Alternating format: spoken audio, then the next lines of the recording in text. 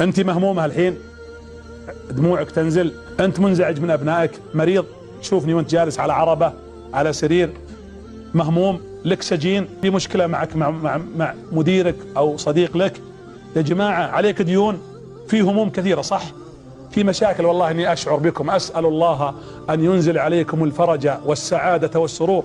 يا جماعة الرسول قال استغفروا الله، استغفروا. الاستغفار باب تطرقون ابواب توبة وابواب رزق وابواب رحمة. الاستغفار يفتح الابواب.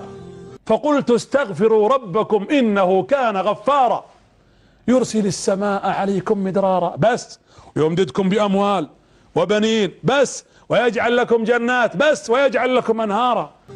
الاستغفار، ما استغفر عبد استغفار صحيح الا جعل الله له من كل هم فرجا ومن كل ضيق مخرجا. فقولوا استغفر الله.